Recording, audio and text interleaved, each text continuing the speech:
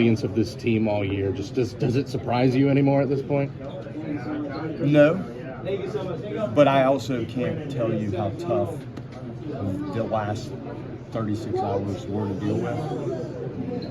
And when you think that one trait of the team is they always respond, you're not leaning on any one part of the game that you know is going to be out there for you to respond. Hey, how do you guys respond? How could you guys explain how we respond? You respond by the guy on the mound starting the game, getting into the game and doing a good job. The defense has to be right, and pitch by pitch of the at-bats, you have to be on it. Then you'll respond. If you can't do those things, you can think you're the best responder in the world, you'll lose. So that's probably the overriding theme. And because we're talented, if you're not talented, you can't manage competition at this level. So you have to have that piece in there too, and the athleticism today and the power. Like, we got out hit, but the damage and the timeliness of the hit was the difference. And their outfield defense, the one ball in center field did a wick, crash into the wall, and then the left fielder, that running grab on the warning track. We talked about how important outfield defense is here, and you saw it, and that probably held us back a little bit. Is Carson building confidence the way he's been pitching, or is it just his stuff? Well, if he's not, then I don't know how to build confidence. I mean, I could tell him how great he is and but you have to feel it, and the execution and the dedication to fighting through.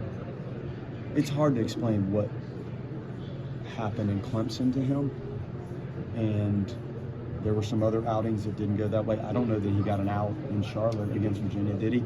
So, I mean, Mike is trying to call the game the right way, but it's the kid's determination to execute pitches and then execute the pitches. And he did it, and he handled his position. The pickoff I got lost in the shuffle. That was big.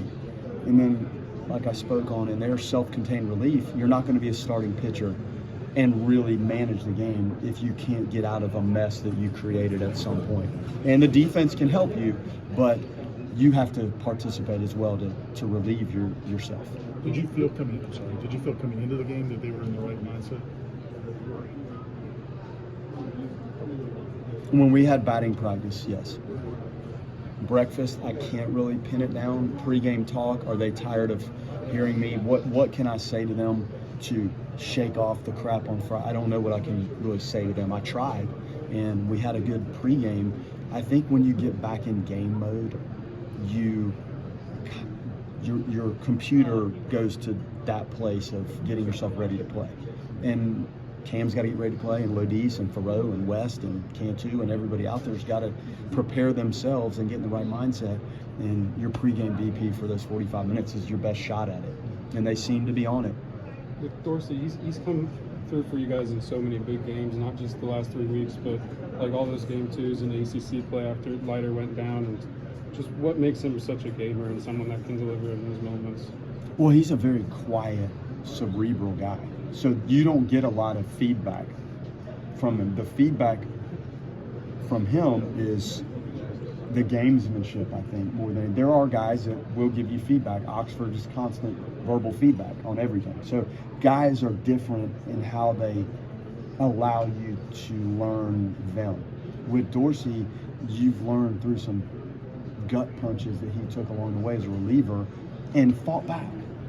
There was a game at Florida and it didn't go well, and then the Clemson stuff, and it was the wise thing to let him start because the relief hadn't gone as consistently and he was more comfortable starting, more familiar with it. So that maneuver helped, but it wasn't necessarily something Mike and I conjured up. It was a little bit of necessity because we had lengthened him out and he was one of the guys that could give us some distance on the starts. But the breaking ball that he developed, a little feel for the slider, when the changeup's on, that seems like the difference maker in the outings that I've noticed him really clicking early. That changeup gets people off the fastball and it neutralizes the right-handed hitters. Then the fastball seems to play better for him. They're pretty proud of Knox, the way he came back. It's tough.